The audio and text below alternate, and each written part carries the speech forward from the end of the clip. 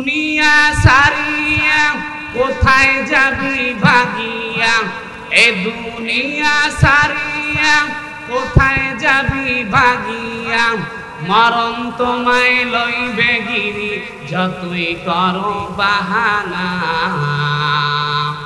চিন্তা করে দেখো না কবরে কি যাইবা না। সবাই বলেন চিন্তা করে দেখো না কবরে কি যাইবা না। ওই কবরে আল্লাহ সারা বন্ধু কেহ থাকবে না। চিন্তা করে দেখো না কবরে কি যাইবা না। এ দুনিয়ায় সবই পর, কবর যে তোর আসল ঘর। কথা ঠিক কি ঠিক না? এ দুনিয়ায় সবই পর, কবর যে তোর আসল ঘর। ওই নামাজের লাইগা কি তোর একটু মায়া লাগে না? চিন্তা করে দেখো না। সবাই বলেন চিন্তা করে দেখো না কবরে কি যাইবা না। ওই কবরে আল্লাহ সারা বন্ধু কেহ থাকবে না। চিন্তা করে দেখো না কবরে কি যাইবা না। আজান কানে শুনিয়া কেমনে থাকো ঘুমাইয়া। কথা ঠিক কি ঠিক না? আজান কানে শুনিয়া কেমনে থাকো ঘুমাইয়া। ওই নামাজের লাইগা কি তোর একটু মায়া লাগে না? চিন্তা করে দেখো না কবরে কি যাইবা না। ওই কবরে আল্লাহ সারা বন্ধু কেহ থাকবে না। চিন্তা করে দেখো না কবরে কি যাইবা না। কথা ঠিক কি ঠিক না? মুসলমান ইমানদার, কবরে আমার আপনার একদিন যেতে হবে কি হবে না? মৃত্যু আমার মৃত্যু বরণ করতে হবে কি হবে না? এই দুনিয়া থেকে কেউ মুসলমান বাঁচতে পারে না। আল্লাহ তাআলা এই দুনিয়াতে সমগ্র পৃথিবীর রাজত্ব 4 জন মানুষকে দান করেছিল। কয়জন? সবাই বলেন কয়জন? আমার সাথে একটু কথা বলেন। কয়জন মানুষকে সমগ্র সারা ওয়ার্ল্ডের রাজত্ব দান করেছিল? তার মধ্যে হলো 2 জন মুসলমান, আর হলো 2 জন হলো বেঈমান। যে মুসলমান একজন বাদশার নাম হলো বাদশা ইস্কান্দার। কথা ঠিক কি ঠিক না? বাদশা ইস্কান্দার যাকে কোরআনের ভাষায় জুলকারনাইন বলে। কথা ঠিক কি ঠিক না?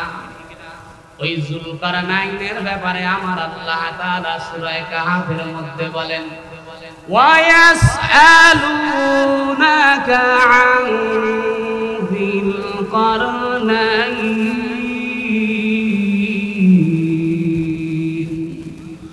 আর জোরে আল্লাহু আকবার বলেন। ওই জুলকারনাইন বাদশাকে আমার আল্লাহ এত পাওয়ার দান করেছেন, আল্লাহ তাআলা বাতাস তার আত্মত্ব বানিয়ে দিয়েছিল। ওই জুলকারনাইন বাদশা যদি বাতাসকে বলতো, বাতাস বাংলাদেশ থেকে একদম পৃথিবীর সেই আমেরিকায় নিয়ে যা, লন্ডন কানাডায় নিয়ে যা, চোখের পলকে বাতাস তাকে সব জায়গায় নিয়ে ঘুরাইতো। ওই জুলকারনাইন বাদশা একদিনকা বাতাসকে বলল, বাতাস সূর্য যে স্থান থেকে উদিত হয় ওই স্থানে আমাকে পৌঁছে দাও। চিৎকার দিয়ে সুবহানাল্লাহ বলেন, আরো জোরে সুবহানাল্লাহ বলেন। ওই জুলকারনাইন বাদশা, যেটা কোরআনের ভাষায় হাত্তা তাতলু আশ-শামস, একদম সূর্য যেই স্থান থেকে ওঠে ওই স্থানে হযরতে জুলকারনাইন বাদশাকে আমার আল্লাহ বাতাস ওই জায়গায় নিয়ে পৌঁছে দিল।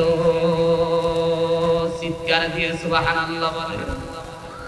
জুলকারনাইন বাদশা একদম পৃথিবীর শেষ প্রান্তে সূর্য উদিত হওয়ার স্থানে পৌঁছে গেল। ওই জায়গায় সূর্যটা দেখে আবার চিন্তা করলো পৃথিবীর একদম পশ্চিম প্রান্তে চলে যাব। ওই জুলকারনাইন বাদশা শেষ পর্যায়ে হাত্তা মাগরিবাস শামস, সূর্যটা যে স্থানে ডুবে যায় ওই স্থান পর্যন্ত পৌঁছে গেল। আল্লাহু আকবার বলেন, ঈমানের আওয়াজ আল্লাহু আকবার বলেন। এখন চিন্তা করে দেখেন জুলকারনাইন বাদশা তাইলে কি বুঝলেন, পাওয়ার কম না বেশি? সবাই আওয়াজ দিয়ে বলেন, পাওয়ার কম না বেশি? ওই জুলকারনাইন বাদশা ওই পৃথিবীর একদম পশ্চিম প্রান্তে যায় দেখতেছেন ফি আইনিন হামিয়াতিন, সূর্যটা একটা ঝর্ণার মধ্যে ডুবে যাচ্ছে। মুসলমান ইমানদার, যে কথা আমি বুঝাইতেছিলাম, জুলকারনাইন বাদশা ইস্কান্দার উনি সমগ্র পৃথিবী রাজত্ব করেছেন।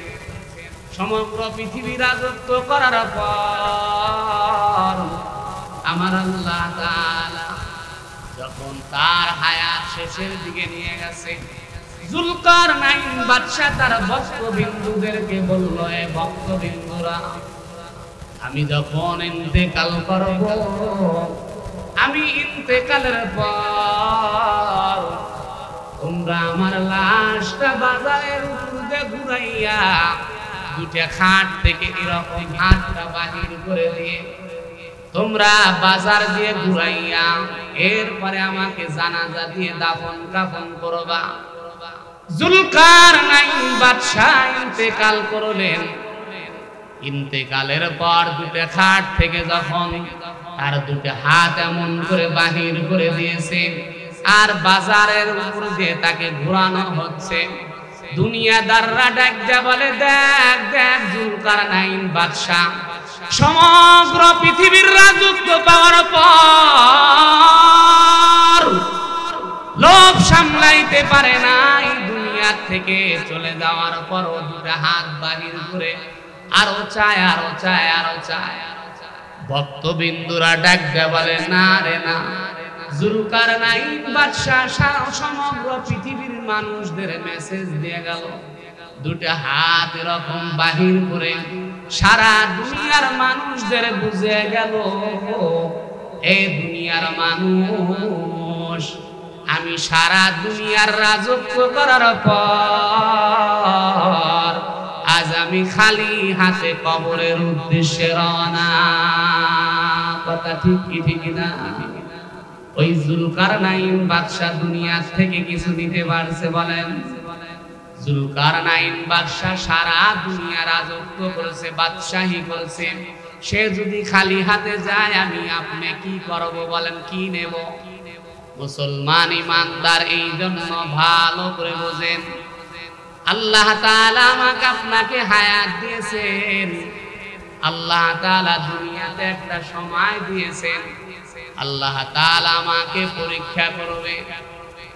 ও মুসলমান, পরীক্ষায় যদি আমি আপনি ফেল করি, আল্লাহর কসম কবরের মধ্যে শাস্তির সম্মুখীন হতে হবে। ওই অন্ধকার কবর এমন একটা ঘর, দুনিয়ার মানুষ যদি কবরের খবর যদি জানতো কেউ সংসার করতে পারতো না। কথা ঠিক কি ঠিক না? এই জন্য মুসলমান ইমানদার, কবি বলেন, কার ভরসা করো রে মন, কিসের করো আশা,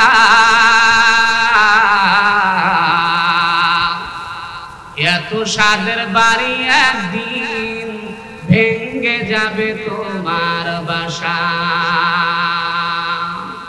ও তোমায় গোনা দিন ফুরিয়ে যাবে, যৌবনে লাগবে বাটি, ওই যে দেখো ডাকিতেছে তোমায় কবরের মাটি। সবাই বলেন, ওই যে দেখো ডাকিতেছে তোমায় কবরের মাটি। সবাই বলেন, ওই যে দেখো ডাকিতেছে তোমায় কবরের মাটি। কথা ঠিক কি ঠিক না? ও মুসলমান ইমানদার, আল্লাহ তাআলা সাদ্দাত নামের বেঈমানকে আমার আল্লাহ তাআলা এত মায়া করলেন। সাদ্দাত যখন আমার আল্লাহ তাআলা সাদ্দাতের মা যখন তার একদম শিশু অবস্থা তার মায়ের গর্ভের মধ্যে ছিল, একটা সমুদ্রের মধ্যে কাঠের উপর দিয়ে ভাসতেছে, এমন সময় আল্লাহ তাআলা জিবরাইলকে আজরাইলকে অর্ডার করলো, আজরাইল যাও সাদ্দাতের মার এই মুহূর্তে তাড়াতাড়ি জানটা কবজ করে নিয়ে আসো। ওই কবজের জান কবজের আগ দিয়া সাদ্দাত দুনিয়াতে আসলো, ওই তক্তার উপরে ছিল। মুসলমান, এখান থেকে আমি একটা জিনিস বুঝাবো, ভালো করে বোঝেন। শেষ পর্যায়ে আমার আল্লাহ তাআলা কুদরতি ভাবে কিনারায় পৌঁছায়া বাঘের কাছে তাকে লালন পালন করাইলেন। বাঘের দুধ খেয়ে সে হৃষ্টপুষ্ট হয়ে গেল। হৃষ্টপুষ্ট হওয়ার পর সারা দুনিয়ার রাজত্ব পাইল। রাজত্ব পাওয়ার পর আমার আল্লাহকে ভুলে গেল। কথা ঠিক কি ঠিক না? শেষ পর্যায়ে ঘোষণা দিয়ে দিল, আমি সাদ্দাত আল্লাহর জান্নাতে যাব না, আমি নিজে বানায়া জান্নাতে, আমার জান্নাতে আমি যাব। নাউজুবিল্লাহ বলেন। এই বেঈমানটা শেষ পর্যায়ে বিশাল এলাকার মধ্যে একটা জান্নাত সাজাইল। দুনিয়ার মধ্যে সুন্দরী মহিলাদেরকে লইয়া ঘর বানাইল। শেষ পর্যায়ে যেই দিন সাদ্দাত যেই দিন জান্নাত উদ্বোধন করতে যাবে, পিছনে পিছনে এক মুরব্বী মানুষ, চুল পাকা দাড়ি পাকা মানুষ বলে, সাদ্দাত দাঁড়াও। সাদ্দাত বলে, আমার হাতে সময় নাই। কিন্তু ঘটনা হলো সাদ্দাত জান্নাতের দিকে যত গতিতে যায় তার চেয়ে বেশি গতিতে ওই মুরব্বী চুল পাকা দাড়ি পাকা মানুষটা আরো জোরে এগিয়ে যায়।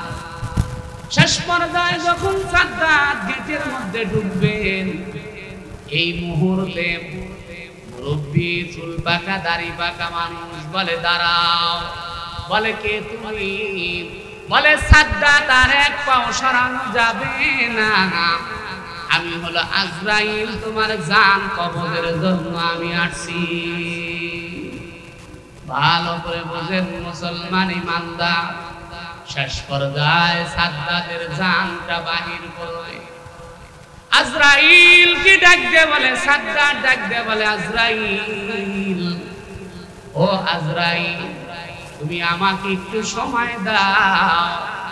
আমি যে জান্নাত নামে মালিক বলেন, আমি মদিনার মাটিতে যেখানেই পা লাগাই ওখানে আমি নবীজির পা মুবারকের ঘ্রাণ পাই। সুবহানাল্লাহ বলেন। যাইতে পারলাম না মদিনা, দেখতে পারলাম না, সবাই বলেন, যাইতে পারলাম না মদিনা, দেখতে পারলাম না। আমি অসহায় তাই এত দূরে রই, শুধু সালাম জানাই মদিনা, যাইতে পারলাম না মদিনা, দেখতে পারলাম না। মদিনা নাম কত মধুর, মদিনা আর যে কত দূর, ওই মদিনার পথের ধুলি আমি, ওই মদিনার পথের ধুলি আমি মাখতে পারলাম না মদিনা। সবাই বলেন, যাইতে পারলাম না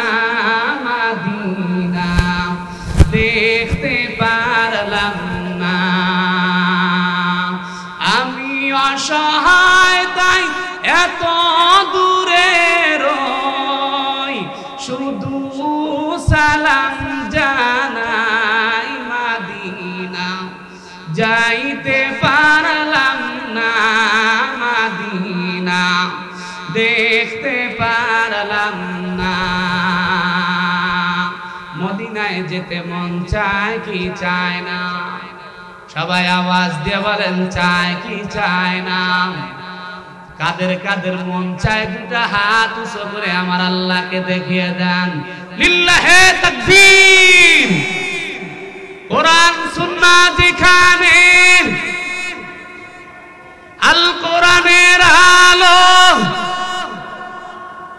আল হাদিসের আলো, লিল্লাহে তাকবীর। সবাই হাত নামান। যাদের মদিনায় যেতে মন চায়, একটা আমল আজকে আপনাদেরকে বলে যায়, জীবনে যতদিন পর্যন্ত বেঁচে থাকবেন নবীদের সুন্নতের উপরে আমল করতে থাকেন, হয়তো আল্লাহ তাআলা নবীদের সুন্নতের বরকতে আমার আল্লাহ তাআলা আপনাকে আমার নবীদের রওজা জিয়ারত করিয়ে দিবে। সুবহানাল্লাহ বলেন। ভালো করে বোঝেন মুসলমান ইমানদার। ওই ইমাম মালিক উনি মনে মনে চিন্তা করলো, আমি মদিনার বাহিরে যাব না, কারণ মদিনার বাহিরে যেতে আমি যদি যাই তাইলে কখন আমার মৃত্যু হয়ে যাবে। আমার মনের আকাঙ্ক্ষা হলো আমার দাফন কাফনটা যেন মদিনায় হয়। ওই ইমামে মালিক এই দিকে লক্ষ্য করে মদিনার জমিন থেকে অন্য কোথাও যায় না।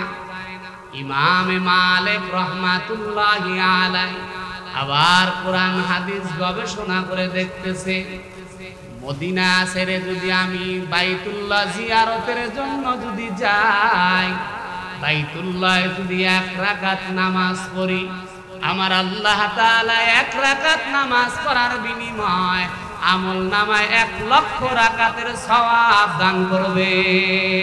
সুবহানাল্লাহ বলেন। আরো জোরে সুবহানাল্লাহ বলেন। ওই ইমামে মালিক রাহমাতুল্লাহি আলাইহি উনি এদিকেও চিন্তা করতেছে, আমি 1 লক্ষ রাকাতের সওয়াব আমল নামায় নেব।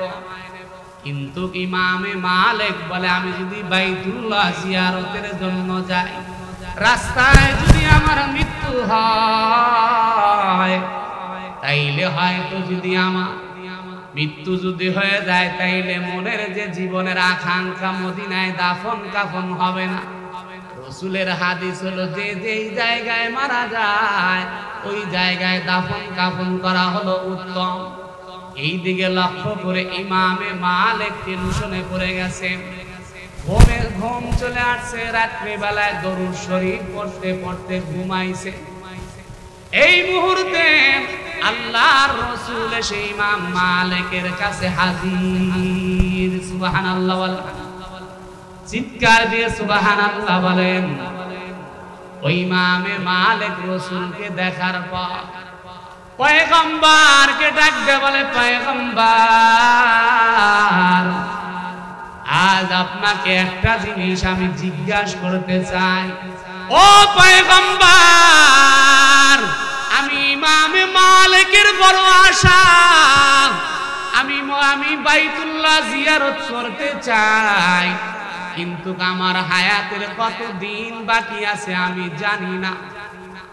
ও পয়গম্বর, আপনি যদি আমার হায়াতের কথাটা একটু বলে দিতেন, তাইলে আমি ওই অনুযায়ী কবর দিয়ে বাইতুল্লাহ জিয়ারত করে আসতাম।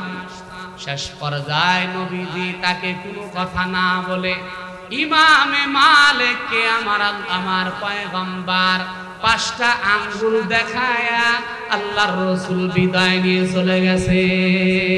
সুবহানাল্লাহ বলে। ভালো করে বোঝেন মুসলমান ইমানদার। এখন 5 আঙ্গুলের ব্যাখ্যা 5 দিন না 5 সপ্তাহ না 5 মাস না 5 বছর না 1 বছর, কত বছর কত দিন এটা তো বুঝলাম না। ওই জামানার সবচাইতে বড় তাবিঈ আবির কারক ছিল ইবনে মুহাম্মদ ইবনে সিরিন। এবার ইমামে মালিক বলে খাদেমকে ডাক দিয়ে বলে, খাদেম তাড়াতাড়ি যাও মুহাম্মদ ইবনে সিরিনের কাছে আমার স্বপ্নের ব্যাখ্যাটা নিয়ে আসো। শেষ পর্যায়ে মুহাম্মদ ইবনে সিরিনের কাছে চলে গেল, যা বলে এক আল্লাহর বান্দা স্বপ্ন দেখেছেন, স্বপ্নের ব্যাখ্যা দিয়ে দেন। আল্লাহর রসুলকে দেখছে, রসুলকে বলছিল সব আমার জীবনের হায়াত কতদিন বাকি আছে, 5 আঙ্গুল দেখায় রসুল চলে গেছে। এবার ইবনে সিরিন বলে, যতক্ষণ পর্যন্ত তুমি ওই লোকের নাম না বলবা ততক্ষণ পর্যন্ত স্বপ্নের ব্যাখ্যা দেওয়া যাবে না। বলে তুমি ওই লোকের নাম তাড়াতাড়ি বলো। বলে না, নাম বলা যাবে না, নাম বলা নিষেধ আছে। বলে যদি নাম না বলো স্বপ্নের ব্যাখ্যাও দেওয়া যাবে না। মুসলমান ইমানদার ভালো করে বোঝেন। গোলাম আবার চলে আসছে খাদেম।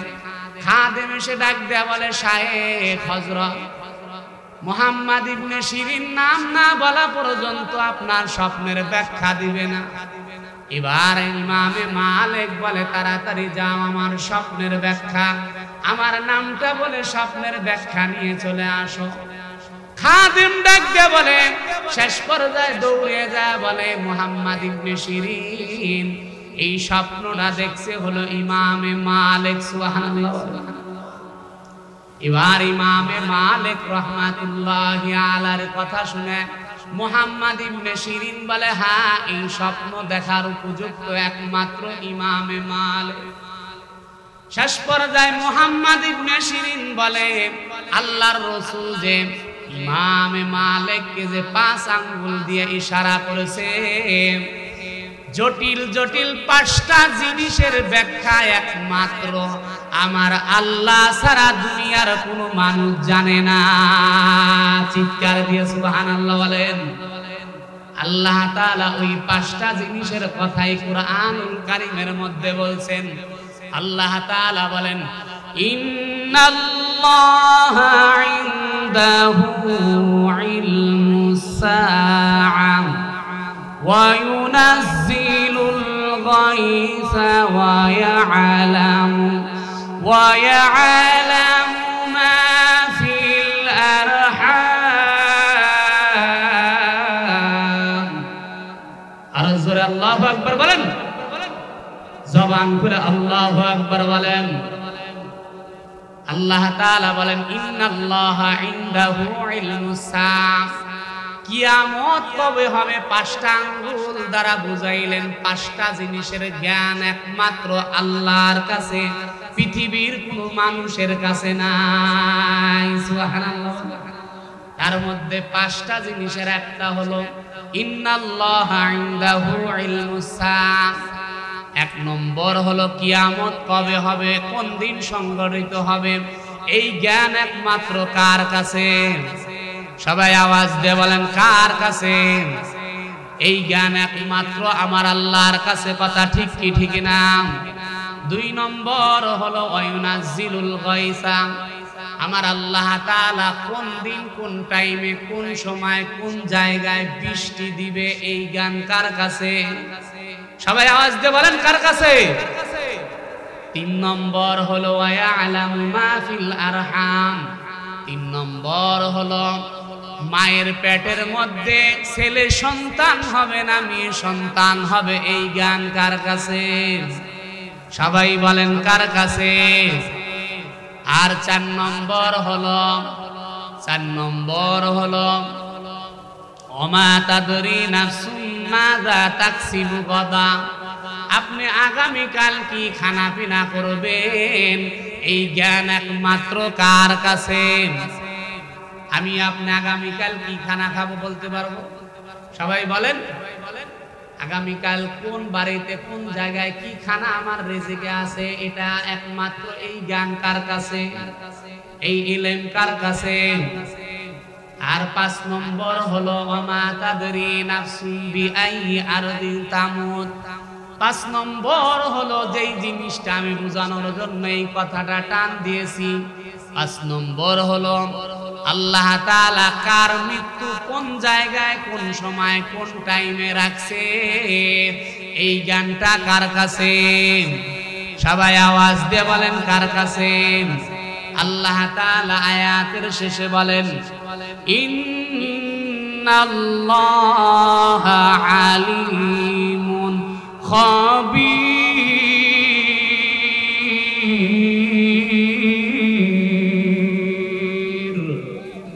আরো জোরে আল্লাহু আকবার। এই সব কিছুর ইলম একমাত্র কার কাছে? এবার ইমামে মালিককে যখন এই স্বপ্নের ব্যাখ্যা যখন দিয়ে দিল মুসলমান ইমানদার, ইমামে মালিকের জ্ঞান ফিরে গেল যে এই পাঁচটা জিনিসের জ্ঞান তো কোনো নবী রাসূল জানে না, একমাত্র আমার আল্লাহ ছাড়া কেউ জানে না। কথা ঠিক কি ঠিক না? এই জন্য মুসলমান ইমানদার, আমার আপনার মৃত্যু কখন হবে একমাত্র কে জানে? সবাই বলেন কে জানে? ভালো করে বোঝেন মুসলমান ইমানদার।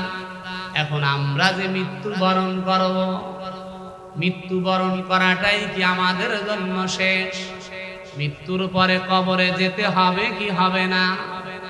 কবরে যদি আমল যদি না নিয়ে যায়, কবরটার মধ্যে ৭০ থেকে কোন গুনাহগার একটা গুনাহ যদি কবরে নিয়ে যায়, গুনাহগারের জন্য আমার আল্লাহ ৭০ থেকে ৯৯টা সাপ কবরের মধ্যে ঢুকিয়ে দিবে। নাউজুবিল্লাহ বলে। এই জন্য ভালো করে বোঝেন মুসলমান ইমানদার, আমি আপনি মৃত্যুবরণ করলে আমার কি অবস্থা হবে? আমার ৬ দিন পরে সব কিছু ফেটে পচে যাবে, গলে যাবে। কথা ঠিক কি ঠিক না? এই জন্য কবি বলেন ৬ দিন পরে নখ খসে যাবে, ৯ দিন পরে চুল। কবর গাহের সামান নিতে কইর না কেউ ভুল। কবর জায়গা ভালো নয়, জায়গা ভালো নয়। কবর জায়গা ভালো নয়। আমল দিয়ে কবর গৃহ সাজিয়ে নিতে হয়। কথা ঠিক কি ঠিক না? ৬ দিন পরে নখ খসে যাবে, ৯ দিন পরে চুল। কবর গাহের সামান নিতে কইর না কেউ ভুল। কবর জায়গা ভালো নয়, জায়গা ভালো নয়। কবর জায়গা ভালো নয়। আমল দিয়ে কবর গৃহ সাজিয়ে নিতে হয়। কথা ঠিক কি ঠিক না? ১৭ দিন পেট ফেটে শেষ, পোকার খাদ্য হবে।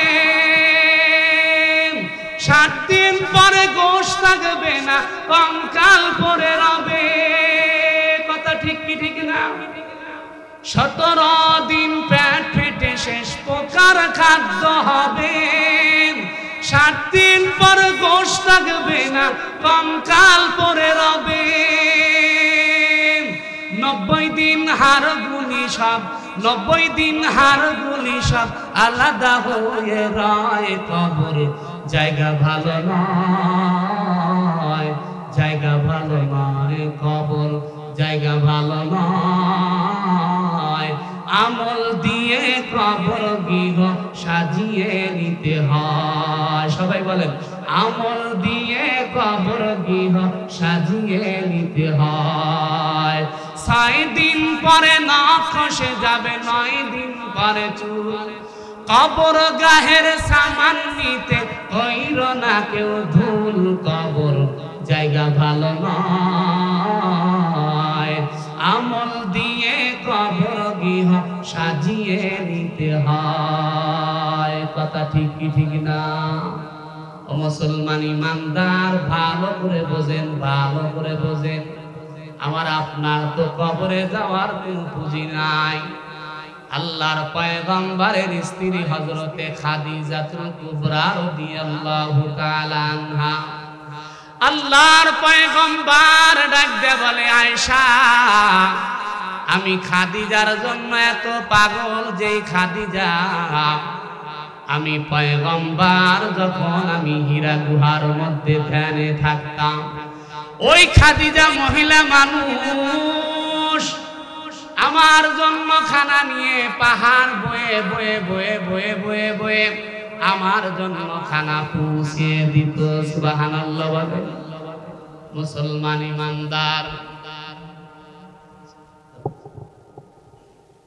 মুসলমান ইমানদার।